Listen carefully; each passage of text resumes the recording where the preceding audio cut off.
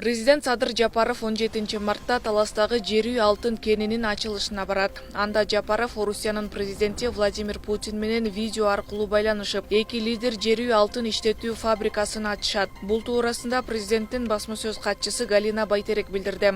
Ооба 17-синде. Но вы имеете в виду, что да, 17 марта.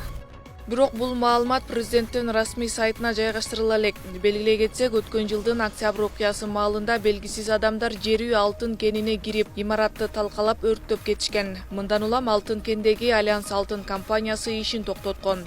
1969 жылы ачылган жер үй кени алтындын запасы боюнча Кыргызстанда экинчи орунду ээлейт. Чалгындоо иштеринен кийин 84 тонна алтын, 10 тоннадан ашык күмүш бар экени кабарланган. 2015 жылы Кыргыз өкмөтү кенди иштетүү укугун аукциондун негизинде 100 миллион долларга саткан. Мындай укукка орусиялык олигарх Муса Бажаевка караштуу Восток гелдобыча компаниясы ээ болгон. Анын карамагында Алтын Альянс ишканасы түзүлгөн. Аталган компания алтын кендин 60%-на кылса, 40% үлүшү ушул жылдын 2 февралында каза болгон Токмокту граф атка конгон казакстандык олигарх Алижан Ибраимовго таандык. Мындан улам активисттер жер үй алтын кенинде Кыргызстандын 1% үлүшү жок экенине нааразы болуп келишет.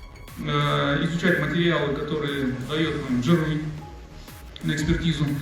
2021 жылдын 5 февралында Таласта биринчи вице-премьер-министр Артем Новиков компания өкүлдөрү жана жергиликтүү тургундардын катышуусунда жыйын өтүп, анда бийликке жер үй ачык айкын иштесин, 2015 жылы түзүлгөн өкмөттүн комиссиясынын мыйзамдуулугу текшерилсин, буга чейинки мүчүлүштүктөр жоюлсун деген талаптар коюлган.